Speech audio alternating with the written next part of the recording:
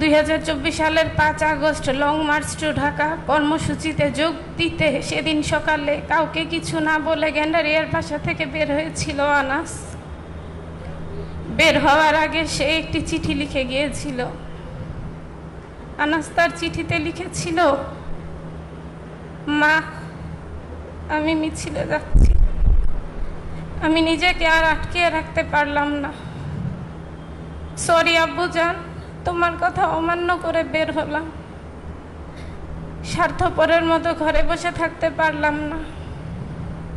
আমাদের ভাইরা আমাদের ভবিষ্যৎ প্রজন্মের জন্য কাফনের কাপড় মাথায় বেঁধে রাজপথে নেমে সংগ্রাম করে যাচ্ছে, অকাতরে নিজেদের জীবন বিসর্জন দিচ্ছে।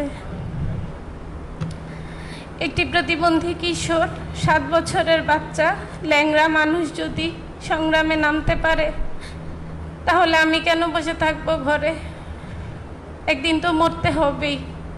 তাই মৃত্যুর ভয় করে স্বার্থপরের মতো ঘরে বসে না থেকে সংগ্রামে নেমে গুলি খেয়ে বীরের মতো মৃত্যু অধিক শ্রেষ্ঠ। যে অন্যের জন্য নিজের জীবনকে বিলিয়ে দেয় সেই প্রকৃত মানুষ। আমি যদি বেঁচে না ফিরি, তবে কষ্ট না পেয়ে গর্বিত হয়েও জীবনের প্রতিটি ভুলের জন্য ক্ষমা চাই। আনাস। 2 বছর আগে এই দিন এই সময় আমার আনাস পৃথিবীতে ছিল।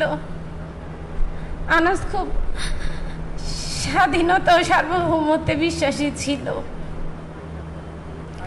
তার মতো 1400 শহীদ ও 30,000 আহত সন্তানদের আত্মত্যাগের বিনিময়ে আজকে আমরা এই ফ্যাসিস্ট মুক্ত দেশ পেয়েছি।